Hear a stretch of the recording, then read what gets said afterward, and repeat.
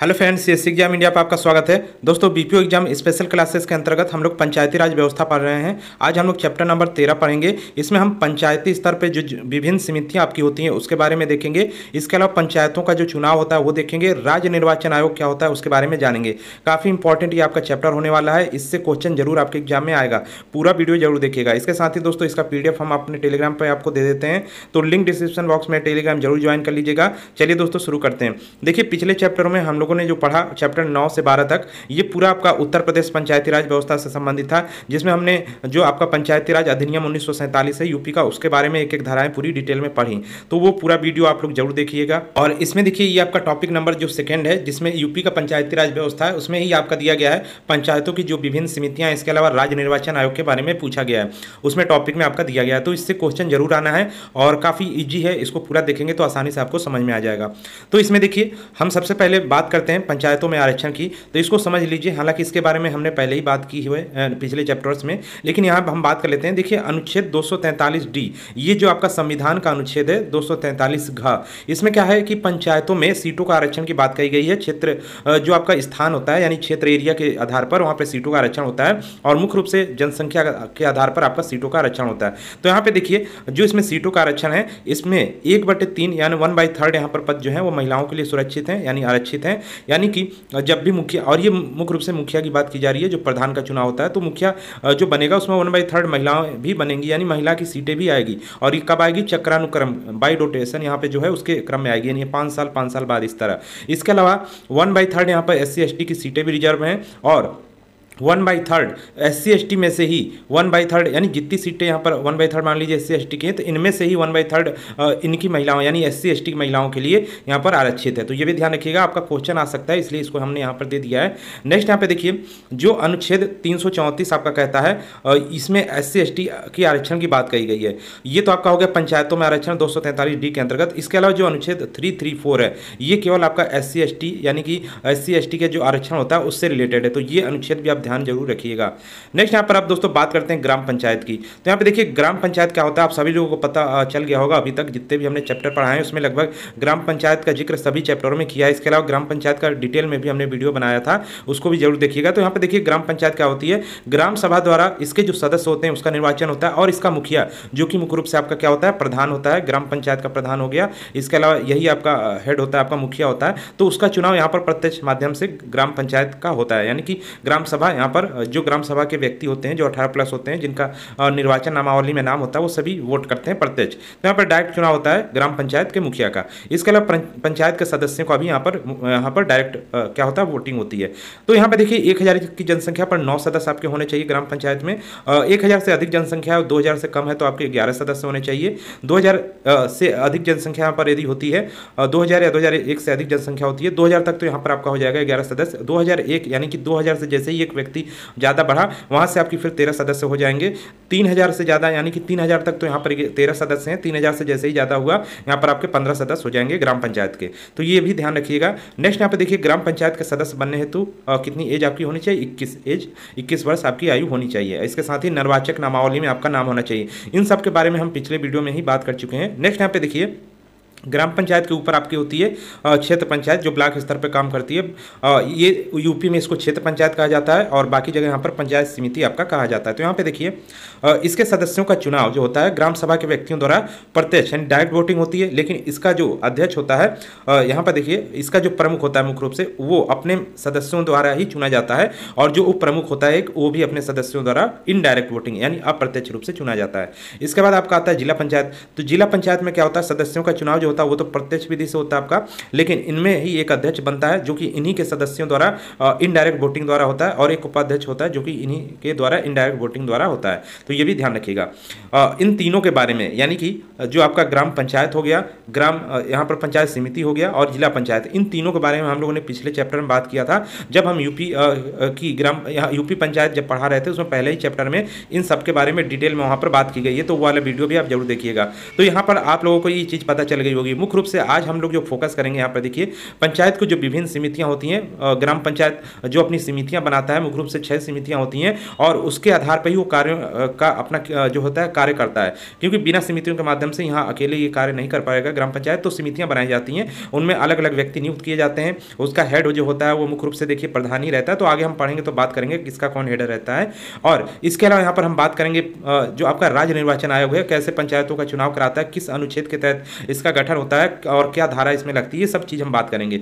तो सबसे पहले यहाँ पर दोस्तों बात करते हैं, यहाँ पर हम जो आपका पंचायत समितियाँ होती हैं उसके बारे में यहाँ पर हम बात करेंगे। तो उससे पहले हम यहाँ पर देख लेते हैं जो आपका ग्राम प्रधान होता है, जो मुखिया होता है, उसके कार्य और अधिकार क्या होते हैं। तो यहाँ पे देखिए पंचायती राज अधिनियम की 1947 की जो धारा आपकी है 11B, इसमें प्रधान के चुनाव का दिया गया है, यानी प्रधान की नियुक्ति के बारे में बात की गई है।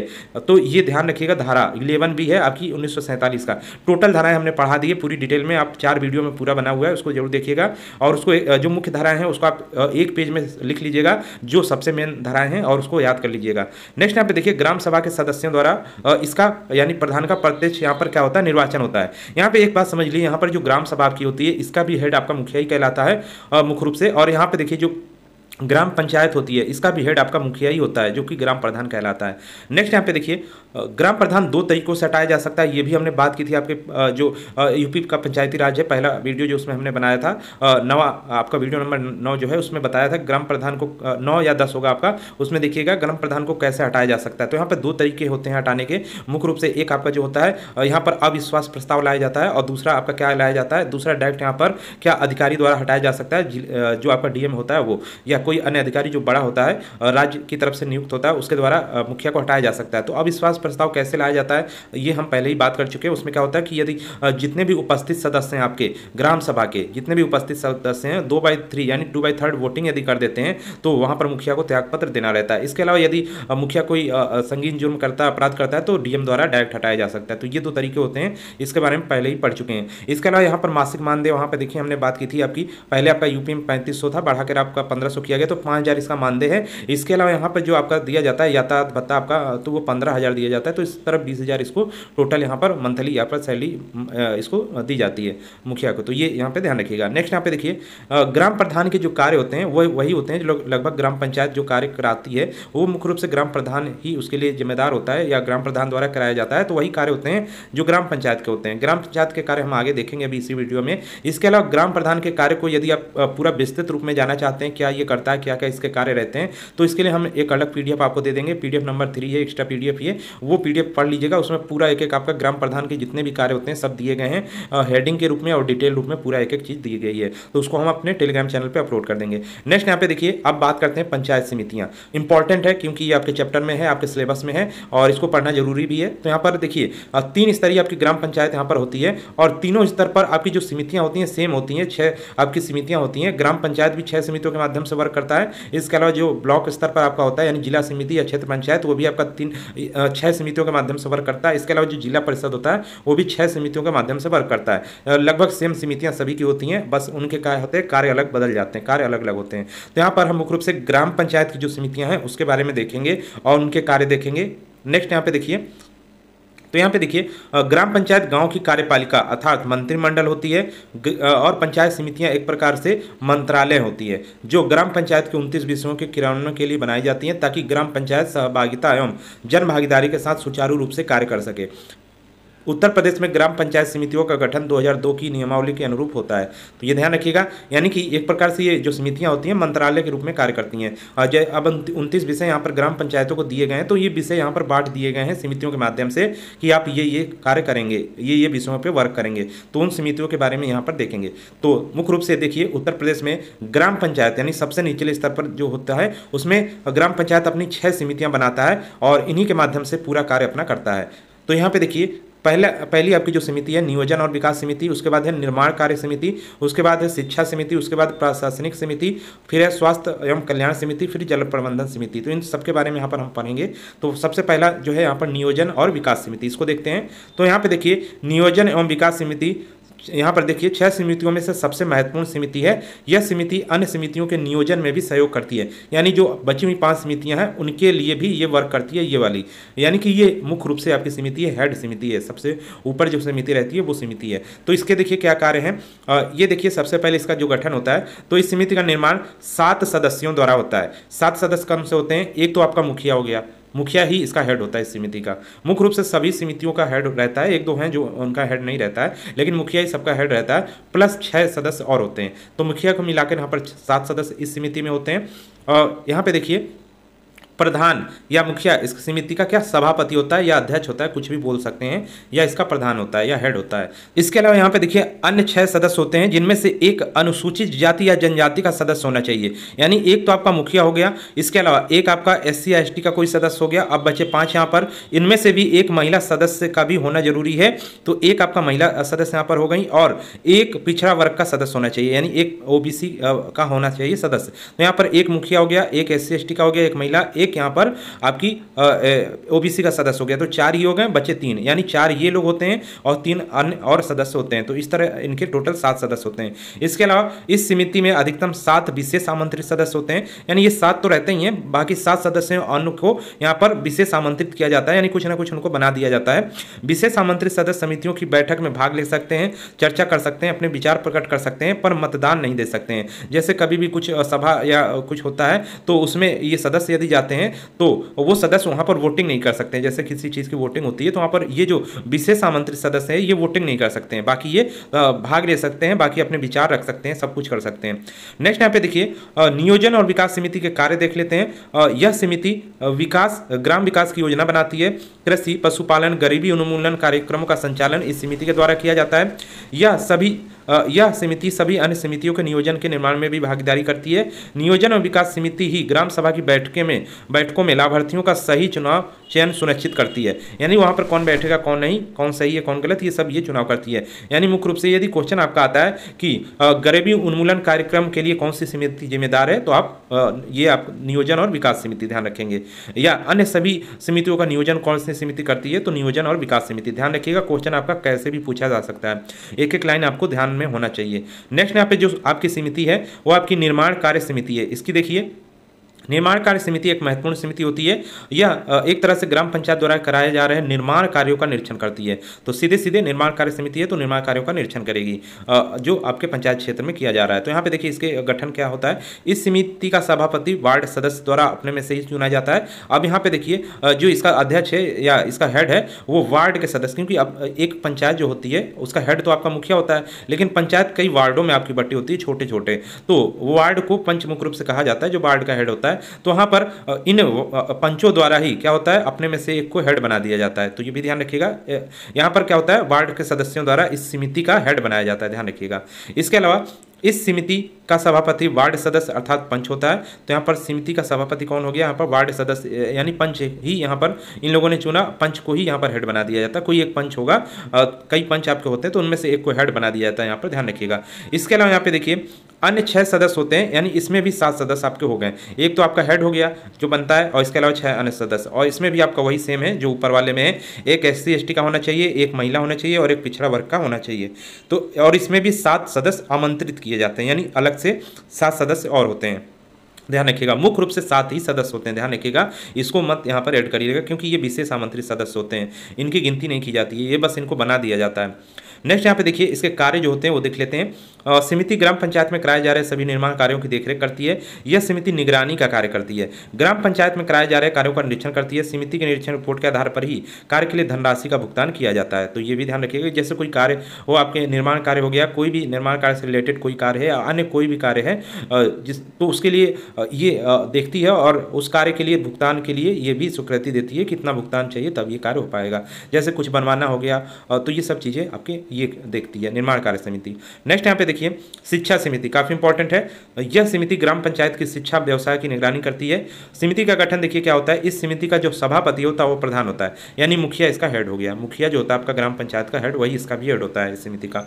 अन्य 6 सदस्य इसमें भी होते हैं, यानी टोटल 7 सदस्य हो गए, जिसमें से एक अनुसूचित जाति यानी वही हो गया, फिर से एक महिला सदस्य और एक पिछड़ा वर्ग का सदस्य होना चाहिए, और इसमें भी 7 विशेष आमंत्रित सदस्य होते हैं। तो ये भी ध्यान रखिएगा। इस समिति के कार्य को देख लेते हैं तो काफी काफ़ी इंपॉर्टेंट है। प्राथमिक विद्यालयों में विद्यार्थियों में शिक्षक की उपस्थिति को सुनिश्चित करना, यानी कि जो सरकारी आपके प्राथमिक विद्यालय है उसमें शिक्षक आ रहे हैं कि नहीं, जो है यहाँ पर विद्यार्थी आ रहे हैं कि नहीं, ये सब देखना। पढ़ाई की गुणवत्ता की जांच करना, विद्यार्थियों की छात्रवृत्ति की जांच करना। प्राथमिक विद्यालयों में पढ़ाई स्तर को सुधारने के लिए आधारभूत सुविधाओं जैसे भवन हो गया, जल, किताबें, शौचालय, इन सब की देखरेख करना, ये शिक्षा समिति का कार्य रहता है, इनको उपलब्ध कराती है ये सब। ग्राम पंचायत की बैठक में ये प्रस्तुत करती है, यदि कोई कमी होती है तो इन सब में ग्राम पंचायत की जब बैठक आपकी होती है तो इसमें ये लाती है, ये समिति अपना रखती है कि ये चीज़ें कमी है। नेक्स्ट यहाँ पे देखिए, यदि स्कूल संबंधी कार्यों में किसी प्रकार की समस्या आ रही है तो इसकी लिखित रूप से शिकायत बेसिक शिक्षा अधिकारी को भी दी जाती है, यानी निचले स्तर से जो है ऊपर तक आपका पहुंचाने का कार्य ये आपकी समिति करती है। आपका बेसिक शिक्षा जो है अधिकारी को देती है, तो बेसिक शिक्षा विभाग यहाँ पर आपका यहाँ पर ये सब देखता है। नेक्स्ट यहाँ पे देखिए, यह समिति पंचायत के गुणवत्तापूर्ण प्राथमिक शिक्षा हेतु अनुकूलन वातावरण तैयार करती है। यह समिति उचित वातावरण निर्माण हेतु विद्यार्थियों, अभिभावकों और शिक्षकों के बीच समन्वय स्थापित करती है, तो ये भी इंपॉर्टेंट है। नेक्स्ट आपकी समिति है प्रशासनिक समिति, ध्यान रखिएगा इसको। तो इसकी देखते हैं क्या कार्य है। यह समिति प्रशासन संबंधी कार्य देखती है। इस समिति का गठन कैसे होता है, तो इससे सभापति इसका जो होता है, यानी इसका जो हेड होता है वो आपका ग्राम प्रधान ही होता है, यानी कि मुख्य रूप से मुखिया इस समिति का हेड होता है, अध्यक्ष होता है, ध्यान रखिएगा। अन्य 6 सदस्य, यानी यहाँ भी आपके 7 सदस्य टोटल हो गए। तो 7 सदस्य जो होते हैं इनमें से एक अनुसूचित जाति का या जनजाति का, या एक महिला हो गई और एक यहाँ पर पिछड़ा वर्ग हो गया, तो ये भी ध्यान रखिएगा। और अधिकतम 7 विशेष आमंत्रित सदस्य अलग से होते हैं। नेक्स्ट यहाँ पे देखिए इसके कार्य देख लेते हैं। तो यह समिति राशन की दुकानों की निगरानी करती है, यह देखती है कि कोटेदार सही राशन दे रहा है कि नहीं। ग्राम पंचायत के कर्मचारियों की निगरानी ये करती है। और इसके अलावा प्रशासनिक समिति पर गांव में शांति व्यवस्था बनाए रखने की जिम्मेदारी होती है। यह समिति ग्राम पंचायत में लगने वाले हाट, बाजार, मेले, यानी कि बाजार वही होता है आपका हाट, बाजार, मेलों पर टैक्स लगाती है, यानी ये प्रशासन संबंधी कार्य देखती है। कोई भी लफड़ा वगैरह यही सब देखती है, ध्यान रखिएगा प्रशासनिक समिति। और इसके अलावा टैक्स वगैरह लगाने का कार्य भी इसी का रहता है। तो ये भी क्वेश्चन आपका आ सकता है कि ग्राम पंचायत के अंतर्गत कौन सी समिति टैक्स लगाने का कार्य करती है या मेले में कर लगाने का कार्य करती है, तो प्रशासनिक समिति, ध्यान रखिएगा। स्वास्थ्य एवं कल्याण समिति नेक्स्ट आपकी समिति है। यह समिति ग्राम पंचायत के स्वास्थ्य संबंधी कार्य को देखती है। गठन की बात करें तो यहाँ पर इस समिति का सभापति वार्ड सदस्य अर्थात पंच होता है। तो यहाँ पर यानी कि 2 समितियाँ ऐसी आपने देखी, एक ऊपर आपने देखी, इसके अलावा यहाँ पर ये आपकी हो गई ऊपर आपने निर्माण कार्य समिति, इसका भी आपका क्या हेड एक वार्ड का सदस्य रहता है, कोई भी वार्ड का सदस्य हो सकता है। इसके अलावा आपकी ये हो गई नेक्स्ट स्वास्थ्य एवं कल्याण समिति, इसका भी हेड कौन होता है, एक वार्ड सदस्य ही होता है या पंच होता है, ध्यान रखिएगा। और तो यानी कि मुखिया इसका हेड नहीं होता है। 2 समितियाँ आपकी ऐसी हैं, इनको ध्यान रखिएगा। 6 अन्य सदस्य होते हैं जिनमें से एक अनुसूचित जाति, यानी कि इसको मिला के टोटल 7 सदस्य, यानी इसमें भी 7 सदस्य ही आपके होते हैं। तो 6 अन्य हो गए जिसमें से एक अनुसूचित जनजाति या जाति का, एक महिला और एक, ये सब जगह आपको देखने को मिल रहा है ये सदस्य जो होते हैं, यानी एक हेड हो गया और 6 अन्य होते हैं जिसमें से 3 आपके कौन कौन हो जाते हैं, एक SC/ST का हो गया, एक महिला हो गया और एक आपका पिछड़ा वर्ग, 3 तो ये हो गए, और एक आपका जो हेड होता है वो हो गया और बचे 3, तो ये आप ध्यान रखिएगा। 3 3 6 1 7 आपके टोटल 7 सदस्य होते हैं। तो यहाँ पर और 7 विशेष आमंत्रित सदस्य इसमें भी होते हैं, तो ये ध्यान रखिएगा। नेक्स्ट यहाँ पे देखिए इसके कार्य, बच्चों एवं माताओं के टीकाकरण हेतु व्यवस्था करना, स्वास्थ्य कार्यकर्ती एवं आंगनबाड़ी कार्यकर्ती के साथ समन्वय स्थापित करना। नेक्स्ट आपका है ग्राम पंचायत के बीमारियों की जानकारी एवं कारण का पता करना, मौसमी बीमारियों से निपटाने की तैयारी करना, महिला एवं बाल कल्याण योजनाओं को क्रियान्वित करना, ग्राम पंचायत की साफ सफाई, पुष्टाहार पर नजर, प्राथमिक स्वास्थ्य केंद्रों की दवाई उपलब्ध करना, यानी टोटल आपका जो स्वास्थ्य से रिलेटेड चीज़ है वो आपकी ये समिति देखती है, ध्यान रखिएगा। स्वास्थ्य संबंधी नियोजन करना, ये सब चीज़ें ये समिति आपकी जो है स्वास्थ्य एवं कल्याण समिति, इसका ये कार्य रहता है पंचायत में, ध्यान रखिएगा। नेक्स्ट आपकी है जल प्रबंधन समिति, जो कि आपकी 6वीं समिति है, लास्ट है। ये देखिए ग्राम पंचायत में सुरक्षित जल व्यवस्था की देखरेख करती है। इसका समिति का सभापति वार्ड मेंबर अर्थात पंच होता है। अब देखिए 3 हो गए आपके टोटल, 3 जिसके होते हैं, जिसका हेड पंच होता है आपका, और 3 ऐसी समितियां जिसके हेड आपके क्या होता है, यहाँ पर आपका प्रधान होता है, गांव का प्रधान या मुखिया होता है। यानी कि टोटल 6 समितियों में से 3 के हेड जो हैं वो तो पंच होते हैं और 3 आपके प्रधान होते हैं, ये भी ध्यान रखिएगा। इसके अलावा अन्य 6 सदस्य होते हैं, वही यहाँ पर भी है, और 7 विशेष आमंत्रित सदस्य होते हैं। जल प्रबंधन समिति के कार्य क्या है, ग्राम पंचायत में शुद्ध पेयजल की व्यवस्था करना, हैंडपंप का रखरखाव, यानी सरकारी जो नल लगता है ये यही लगवाती है, लघु सिंचाई की व्यवस्था करना, खेतों में ट्यूबवेल वगैरह का कार्य भी यही देखती है, जल स्रोतों की सूची तैयार करना, तालाब हो गया आपका, ये सब चीज़ें जो आपके होते हैं जल स्रोत, उसकी सूची तैयार करना और बेहतर प्रबंध इसका करना, जल से संबंधित समस्याओं का नियोजन करना, यानी पूरा यही इसका कार्य होता है जल प्रबंधन का। जल प्रबंधन जो समिति होती है जल से रिलेटेड, यानी जो भी कार्य हैं, पानी व्यवस्था, वो सब यही देखती है, तो ये ध्यान रखिएगा, काफ़ी इंपॉर्टेंट है। तो यहाँ टोटल आपकी समितियाँ हो गई। इसके अलावा यहाँ पे देखिए ग्राम पंचायत का सचिव ही प्रत्येक समिति का सचिव होता है। अब यहाँ पे देखिए 3 का तो आपका हेड मुखिया होता है और 3 का आपका पंच हेड होते हैं, यानी कि कोई एक पंच होता है वो हेड होगा, लेकिन जो सचिव होता है, जो बीपीओ आपका होता है मुख्य रूप से, वो सभी समितियों का क्या होता है, हेड होता है, यानी कि सचिव जो होता है वो यही रहता है, जो ग्राम पंचायत का सचिव होता है। इसके अलावा प्रत्येक समिति माह में एक बैठक अवश्य करती है। प्रत्येक समिति अब बैठक की रिपोर्ट ग्राम पंचायत के समक्ष प्रस्तुत करती है।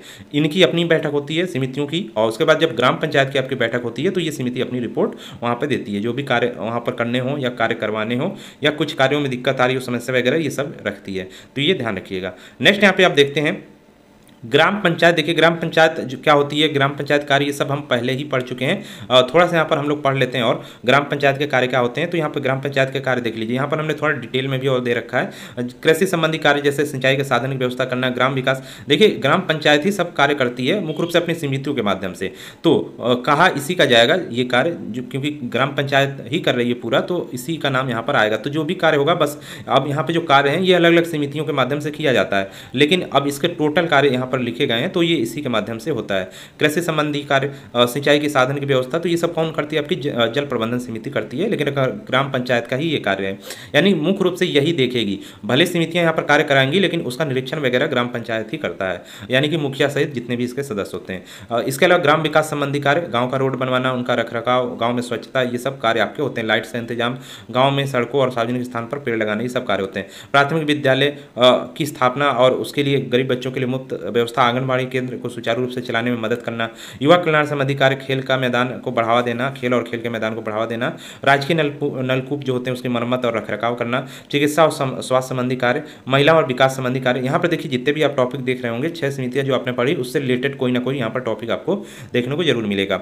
महिला और बाल विकास संबंधी कार्य हो गया, पशुधन विकास संबंधी कार्य होता है, पशुपालन के व्यवसाय को बढ़ावा देना, दूध बिक्री केंद्र और डेयरी की व्यवस्था करना, मछली पालन को बढ़ावा देना। ये सब ग्राम पंचायतों को मुख्य रूप से एक कहा जाए कि ग्राम पंचायत के अपने एरिया या अपने क्षेत्र में कौन से कार्य कराती है मुख्य पर, तो ये सभी कार्य आप नाम यहाँ पर लिख देंगे या आपको याद होना चाहिए। समस्त प्रकार की पेंशन को स्वीकृत करने का वितरण का कार्य, समस्त प्रकार की छात्रवृत्तियों को स्वीकृति और वितरण का कार्य, राशन की दुकान का आवंटन और निस्तारीकरण, पंचायती राज संबंधी ग्राम स्तरीय कार्य आदि, जन्म मृत्यु विवाह आदि का रिकॉर्ड रखना। तो ये सब आपके ग्राम पंचायत के ही होते हैं, यानी ग्राम पंचायत अपने क्षेत्र में इतने सारे कार्य कराती है, भले वो अपने समितियों के माध्यम से कराए चाहे जैसे कराए, ये सब कार्य उनको कराना रहता है। नेक्स्ट यहाँ पे देखिए ग्राम न्यायालय देख लीजिए। यहाँ पर 12 अप्रैल 2007 को केंद्र सरकार के निर्णय के अनुसार ग्रामीण भारत के निवासियों को ग्राम पंचायत स्तर पर ही न्याय दिलाने के लिए प्रत्येक पंचायत स्तर पर एक ग्राम न्यायालय की स्थापना की जाएगी। ये केंद्र सरकार ने एक निर्णय दिया। प्रत्येक वर्ष 325 करोड़ इस पर खर्च किए जाएंगे। केंद्र सरकार और राज्य सरकारें 3 वर्ष तक इन न्यायालयों पर आने वाले खर्च का वहन करेंगी। ग्राम न्यायालयों की स्थापना से अन्य अदालतों में मुकदमों की संख्या कम करने में मदद मिलेगी। तो ये इसलिए ग्राम न्यायालय की यहाँ पे स्थापना की घोषणा केंद्र सरकार द्वारा की गई थी। नेक्स्ट यहाँ पे देखिए अब पढ़ते हैं हम लोग राज्य निर्वाचन आयोग, काफ़ी इंपॉर्टेंट है, इसको भी अच्छे से देखिएगा यहाँ पर। तो राज्य निर्वाचन आयोग देखिए क्या होता है। जिस प्रकार देश में संसदीय एवं राज्यों में विधानसभा चुनाव की जिम्मेदारी को निभाने के लिए भारतीय चुनाव आयोग की स्थापना की गई है, यानी कि भारतीय चुनाव आयोग, इलेक्शन कमीशन जिसको कहा जाता है या इलेक्शन कमीशन ऑफ इंडिया कहा जाता है, वो क्या करती है, संसद के चुनाव यानी लोकसभा राज्यसभा के चुनाव कराती है और राज्य विधानसभाओं के चुनाव कराती है। विधानसभा मतलब मुख्यमंत्री वगैरह का चुनाव कराती है। ये आपका कौन कराता है, इलेक्शन कमीशन ऑफ इंडिया, यहाँ पर जो जिसको केवल निर्वाचन आयोग कहा जाता है वो कराती है यहाँ पर। उसी प्रकार देखिए राज्य में होने वाले पंचायत चुनाव कराने के लिए प्रत्येक राज्य में राज्य चुनाव आयोग या राज्य निर्वाचन आयोग की स्थापना की जाती है या की गई है। इसको भी ध्यान रखिएगा, काफ़ी इंपॉर्टेंट है। और इसके अलावा यहाँ पे देखिए राज्य चुनाव आयुक्त भारत के चुनाव आयोग से स्वतंत्र रूप से काम करते हैं, यानी कि राज्य का जो चुनाव आयुक्त होता है या राज्य चुनाव आयुक्त जो होते हैं वो भारत के जो चुनाव आयुक्त वगैरह होते हैं या भारत का चुनाव आयोग जो होता है उससे बिल्कुल ये स्वतंत्र होते हैं। राज्य का चुनाव आयुक्त ध्यान रखिएगा, जो राज्यों में पंचायत के चुनाव कराते हैं, प्रत्येक का अपना कार्यक्षेत्र होता है, तो ये भी ध्यान रखिएगा। नेक्स्ट यहाँ पर हम लोग देखते हैं राज्य निर्वाचन आयोग के कार्य इस प्रकार हैं। अब यहाँ पे देखिए राज्य निर्वाचन आयोग जो बनाई जाती है, जो पंचायतों का चुनाव कराती है, उसके कार्य इस प्रकार हैं। राज्य चुनाव आयोग का सबसे अहम कार्य पंचायती राज संस्थाओं का चुनाव संपन्न कराना है। मतदाता सूची तैयार करना, नामांकन के लिए तिथियों की नियुक्ति, चुनाव में सार्वजनिक सूचना, चुनाव के लिए उम्मीदवारों का नामांकन, चुनाव लड़ने वाले उम्मीदवारों की सूची का प्रकाशन, मतदान के लिए समय का निर्धारण, वोटों की गिनती और चुनाव परिणाम की घोषणा। तो ये सब चीज़ करती है। कब होने चाहिए चुनाव, डेट देती है। इसके अलावा कौन कौन लोग यहाँ पर खड़े हो रहे हैं चुनाव में, उन सब की लिस्ट जारी करती है। तो ये इसका कार्य रहता है, ध्यान रखिएगा। अब यहाँ पे देखिए जो निर्वाचन आयोग है आपका, भारत का जो आपका है इलेक्शन कमीशन ऑफ इंडिया, इसके बारे में थोड़ा यहाँ पे देख लीजिए। तो यहाँ पे देखिए भाग 15 के अनुच्छेद 324 में इलेक्शन कमीशन ऑफ इंडिया की बात कही गई है, यानी कि जो निर्वाचन आयोग है आपका, जो मेन होता है, जो आपका लोकसभा, राज्यसभा और विधानसभाओं का चुनाव कराता है। निर्वाचन आयुक्त इसका एक होता है, अनुच्छेद 324 ख में और निर्वाचन आयुक्त की नियुक्ति की जाती है। निर्वाचन आयोग ये तो आयोग हो गया, और एक आपका क्या होगा, आयुक्त होगा। इसको मुख्य चुनाव आयुक्त कहा जाता है मुख्य रूप से। ये आपका निर्वाचन जो आयुक्त होता है, निर्वाचन आयोग का मुख्य चुनाव आयुक्त होता है, जो कि राष्ट्रपति द्वारा यहाँ पर नियुक्त किया जाता है। इसका कार्यकाल 6 वर्ष या 65 साल, जो भी पहले हो जाए तब तक ये रहता है। और इसके लिए कोई शपथ संविधान में नहीं दी गई है। जैसे कोई भी पद धारण करता है राष्ट्रपति, राज्यपाल, तो वो शपथ लेता है, लेकिन यहाँ पर क्या निर्वाचन आयुक्त जो है, आयुक्त के लिए कोई भी शपथ की यहाँ पर बात नहीं की गई है, ध्यान रखिएगा ये भी। नेक्स्ट यहाँ पे देखिए, इसको उसी विधि से हटाया जा सकता है जिस विधि से उच्चतम न्यायालय के न्यायाधीश को हटाया जाता है। तो उच्चतम न्यायालय का न्यायाधीश, ध्यान रखिएगा यहाँ पर सुप्रीम कोर्ट की बात की जा रही है, और मुख्य चुनाव आयुक्त, मुख्य चुनाव आयुक्त आपका उसी विधि से हटाया जा सकता है जिस विधि से आपका उच्चतम न्यायालय का न्यायाधीश हटाया जा सकता है। ध्यान रखिएगा यहाँ पर ये निर्वाचन आयोग की बात हम कर रहे हैं, राज्य निर्वाचन आयोग की बात नहीं कर रहे हैं, ये भी ध्यान रखिएगा। राज्य वाला हम लोग नीचे देखेंगे। तो यहाँ पे देखिए अब यहाँ पर अब हम लोग राज्य निर्वाचन आयोग की बात करते हैं, जो मुख्य रूप से पंचायतों का चुनाव आपका कराता है। तो देखिए अनुच्छेद 243 अब सभी को पता होगा 243 भाग 9 सभी ने पढ़ा है। तो 243 में ही आपके राज्य निर्वाचन आयोग की व्यवस्था की गई है। प्रत्येक राज्य अपने राज्य में क्या करेगा, एक राज्य निर्वाचन आयोग का गठन करेगा। तो ये अनुच्छेद भी ध्यान रखिएगा। अब यहाँ पे राज्य है तो राज्य का निर्वाचन आयुक्त भी होगा। अब यहाँ पे देखिए राज्य का निर्वाचन आयुक्त की नियुक्ति जो करता है राज्यपाल करता है, और जो आपका जो मुख्य चुनाव आयुक्त जो आपका इलेक्शन कमीशन ऑफ इंडिया का था, उसका क्या राष्ट्रपति उसका नियुक्ति करता है, और यहाँ पर राज्यपाल कर रहा है क्योंकि ये राज्य का है, राज्य निर्वाचन आयुक्त है। इसके अलावा इसका कार्यकाल जो होता है वो 6 वर्ष या 65 साल की आयु तक, जो भी पहले हो वो होता है। अनुच्छेद 243 के अनुसार राज्यपाल राज्य में चुनाव आयोग का ऐसा अनुरोध किया जाता है तो राज्य में चुनाव आयोग को ऐसे कर्मचारी उपलब्ध कराते हैं। इसके अलावा देखो ये नियुक्ति तो करता ही है राज्य निर्वाचन आयुक्त की, इसके अलावा इसके लिए कर्मचारियों की भी नियुक्ति करता है, यानी इससे नीचे जो पद होते हैं वो सब की नियुक्ति भी राज्यपाल द्वारा ही यहाँ पर लगभग की जाती है। इसके अलावा यहाँ पे देखिए संविधान के तहत स्थानीय स्वशासन संस्थाओं की स्थापना राज्यों की जिम्मेदारी है, और राज्य चुनाव आयुक्त के पास ऐसे राज्य चुनाव आयुक्त के पास एक ऐसे उच्च न्यायालय के न्यायाधीश का दर्जा, वेतन और भत्ता होता है, यानी कि इसके पास देखिए हाईकोर्ट के बराबर, हाईकोर्ट का एक जज जो होता है उसके बराबर इसके पास जो वेतन होते हैं, भत्ते होते हैं और दर्जा होता है। और मुख्य रूप से ये उसी रीति और विधि से भी हटाया जाता है जिस विधि से आपका हाईकोर्ट का जज हटाया जाता है, ध्यान रखिएगा। यानी कि जो राज्य का निर्वाचन आयुक्त है उसी विधि से हटाया जाएगा जिस विधि से हाईकोर्ट का जज हटाया जाता है, और जो आपका मुख्य चुनाव आयुक्त होता है जो भारत का होता है वो उच्चतम न्यायालय सुप्रीम कोर्ट के जज के जिस प्रकार से हटाया जाता है उस प्रकार से वो हटाया जाता है। ध्यान रखिएगा, इसको दोनों में अंतर है। उच्चतम न्यायालय के न्यायाधीश के समान इसे पद से हटाया जा सकता है। नेक्स्ट यहाँ पे देखिए उत्तर प्रदेश में निर्वाचन की बात की जाए तो यहाँ पे देखिए उत्तर प्रदेश में त्रिस्तरीय पंचायती राज प्रणाली है, और यहाँ पे देखिए इसका जिम्मेदारी कौन लेता है, राज्य का निर्वाचन आयुक्त, यानी उत्तर प्रदेश निर्वाचन आयुक्त होता है, उत्तर प्रदेश राज्य निर्वाचन आयुक्त, यानी कि उसको मुख्य रूप से हम लोग राज्य निर्वाचन आयुक्त ही कहेंगे। और ये मुख्य रूप से कौन होता है, और मुख्य रूप से ये आपका देखिए जो होता है आयुक्त, ये एक IAS अधिकारी ही होता है यहाँ पर जो सेवानिवृत्त हो, यानी कि जो रिटायर हो गया उसको यहाँ पर राज्य निर्वाचन आयुक्त बनाया जाता है। उत्तर प्रदेश में राज्य निर्वाचन आयुक्त का कार्यकाल 6 वर्ष या 68 वर्ष। उत्तर प्रदेश में राज्य निर्वाचन आयुक्त का कार्यकाल 68 वर्ष। ध्यान रखिएगा यहाँ पर 68 ईयर है, वो ऊपर आपका क्या है 65 ईयर। तो यहाँ पर यूपी के लिए क्या कर दिया गया है, या तो 6 वर्ष उसकी आयु हो जाए, यानी कि 6 वर्ष तक वो कार्य करे, या 68 वर्ष यदि उसकी आयु हो गई हो तो रिटायर कर दिया जाएगा, यानी हटा दिया जाएगा, इस पद पर नहीं रहेगा। नेक्स्ट यहाँ पे देखिए यानी कि जो अर्हता है वो सेवानिवृत्त IAS अधिकारी होना चाहिए। राज्य निर्वाचन आयुक्त को उसके पद से उसी रीति और उसी आधारों पर हटाया जा सकता है जिस रीति से उच्चतम न्यायालय के न्यायाधीश को हटाया जा सकता है, यानी हाईकोर्ट को के जज को। ध्यान रखिएगा मुख्य जज की बात नहीं की जा रही है, यहाँ पर केवल जज की बात की जा रही है। उसी विधि से हटाया जा सकता है इसको राज्य निर्वाचन आयुक्त को जिस विधि से हाईकोर्ट के जज को हटाया जा सकता है। नेक्स्ट यहाँ पे देखिए इस समय वर्तमान में उत्तर प्रदेश की बात करें तो मुख्य चुनाव आयुक्त या चुनाव आयुक्त आपके जो हैं, क्योंकि राज्य का ही मुख्य होगा वो या हेड होगा चुनाव आयुक्त, तो उसको मुख्य कह देंगे यहाँ पर। 1982 बैच के सेवानिवृत्त यूपी कैडर के IAS अधिकारी मनोज कुमार हैं, ध्यान रखिएगा, ये इंपॉर्टेंट हो सकता है आपके एग्जाम में आ सकता है। इसके अलावा यहाँ पे देखिए ये तो आपके हो गया चुनाव आयुक्त। अब यहाँ पे देखिए प्रत्येक जिले में आपके मुख्य निर्वाचन अधिकारी नियुक्त होते हैं, जो जिला स्तर पर नियुक्त जिलाधिकारी भी हो सकता है, या राज्य निर्वाचन आयोग द्वारा कोई अधिकारी नियुक्त किया जाता है जो कि मुख्य निर्वाचन अधिकारी होता है। आपका एक तो राज्य चुनाव आयोग हो गया, ये आपका बना दिया गया। इसके अलावा इसका एक जो हेड होता है राज्य चुनाव आयोग का, वो मुख्य चुनाव आयुक्त होता है या राज्य चुनाव आयुक्त होता है, ध्यान रखिएगा। इसके अलावा मुख्य निर्वाचन अधिकारी भी आपके बनाए जाते हैं। ये आपके जो पंचायती जिस जिले में जितना जिला उनका एरिया लग रहा है, यानी जिला मुख्य रूप से एक जिले में कई आपके पंचायत एरिया होते हैं, तो जिला एरिया में एक मुख्य निर्वाचन अधिकारी आपका बनाया जाता है, जो मुख्य रूप से क्या करता है, वहाँ का निर्वाचक नामावली तैयार करता है और उसको प्रकाशित करता है। इसको काम दिया जाता है, यानी कि मुख्य चुनाव आयुक्त ने इसको काम ये दे दिया है। अब इसके बाद देखिए ये निर्वाचन अधिकारी भी नियुक्त होते हैं ग्राम पंचायत क्षेत्रों के लिए, यानी कि एक ग्राम पंचायत के लिए एक निर्वाचन अधिकारी नियुक्त होता है। एक ग्राम पंचायत क्षेत्र आपका जो है जिसमें एक मुखिया आपका नियुक्त होता है, उसके लिए एक निर्वाचन अधिकारी बनाया जाता है, यानी प्रत्येक ग्राम पंचायत के लिए एक आपका प्रत्येक निर्वाचन अधिकारी होता है। और इसकी नियुक्ति कौन करता है, इसकी नियुक्ति ये करता है जिलाधिकारी करता है, ध्यान रखिएगा। जिलाधिकारी द्वारा इसकी नियुक्ति की जाती है, ध्यान रखिएगा, इसको काफ़ी इंपॉर्टेंट है। यानी कि एक तो आपका मुख्य निर्वाचन अधिकारी हो गया। अब जैसे ये आपका जिला हो गया, जिले में कई आपके पंचायत एरिया होते हैं। मान लीजिए यहाँ पर आपके ये पंचायत एरिया है, ये भी पंचायत एरिया है, ये भी 3 यहाँ पर हम मान ले रहे हैं। तो इस जिला पर आपका हो गया मुख्य निर्वाचन आयुक्त, यहाँ पर मुख्य रूप से नियुक्ति की जाती है या जिलाधिकारी की नियुक्ति की जाती है, जो चुनाव संपन्न कराता है ऊपर से, यानी राज्य चुनाव आयोग के द्वारा जो चीज़ें दी जाती है इसके पास आती हैं।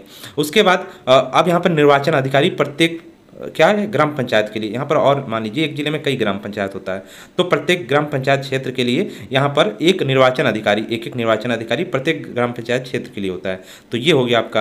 अब इसके बाद देखिए सहायक निर्वाचन अधिकारी कौन होता है। तो इस निर्वाचन अधिकारी के लिए, यानी ग्राम पंचायत का जो एरिया है उसमें जो निर्वाचन अधिकारी नियुक्त हुआ है एक, उसकी हेल्प के लिए यहाँ पर कुछ 1 या 2 आपके निर्वाचन अधिकारी, लगभग एक ही रहता है, एक निर्वाचन अधिकारी नियुक्त किया जाता है। और इसको नियुक्त कौन करता है, इसको डीएम ही आपका जिलाधिकारी ही नियुक्त करता है। नेक्स्ट यहाँ पे देखिए मतदान अध्यक्ष भी एक आपका होता है, जो पीठाधीन अधिकारी होता है, यानी कि जिस स्थल पे आपका मतदान कराया जा रहा है, अब मतदान होगा, अब मान लीजिए ग्राम पंचायत एक है आपका, उसमें कई जगह आपके मतदान होते हैं, 2 या 3 जगह आपके मतदान होते हैं। मान लीजिए एक ग्राम पंचायत एरिया में ज़्यादा भी हो सकते हैं, हम 2 या 3 जगह मान के चल रहे हैं। तो जहाँ जहाँ मतदान स्थल बनाया गया है वहाँ पर एक पीठासीन अधिकारी होता है, जिसको मतदान अध्यक्ष कहा जाता है। तो वो प्रत्येक आपके पोलिंग बूथ पे होता है, ध्यान रखिएगा।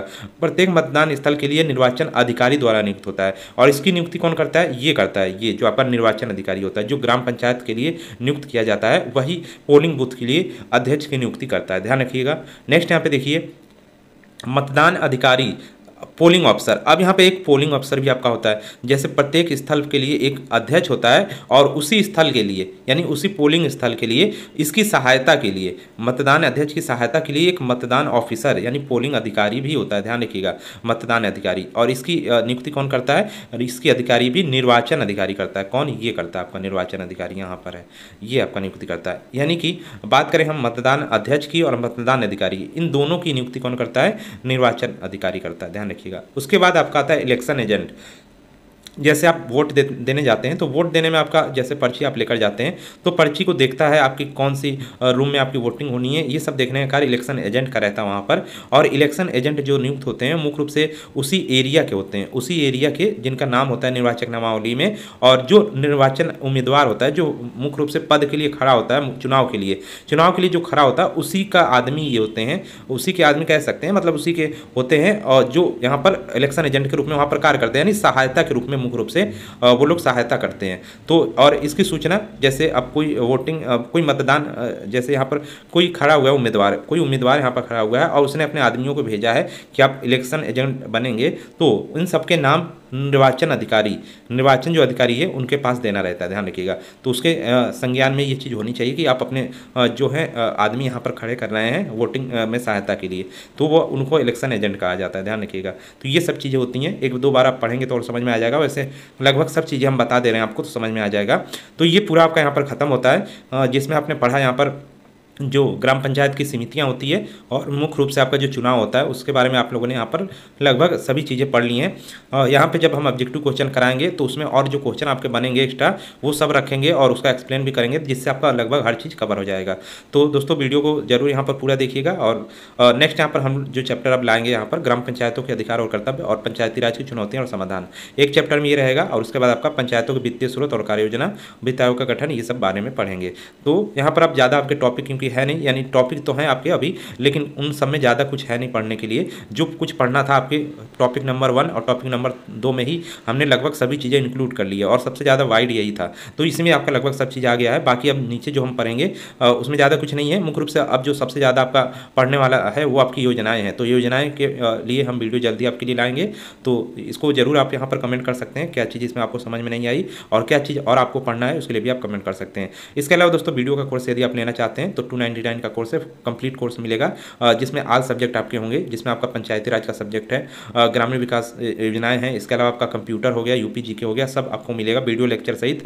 पीडीएफ नोट्स कंप्यूटराइज मिलेंगे, टेस्ट सीरीज पूरे आपका ऑल सब्जेक्ट का मिलेगा। पहले आपका टॉपिक वाइज मिलेगा यानी सब्जेक्ट वाइज मिलेगा, फिर आपका फुल लेंथ टेस्ट सीरीज मिलेगा 100 जिसमें क्वेश्चन होंगे। तो ये पूरा आपको मिलेगा, आप ज्वाइन कर सकते हैं। तो दोस्तों इस वीडियो में इतना ही, मिलते हैं नेक्स्ट वीडियो में।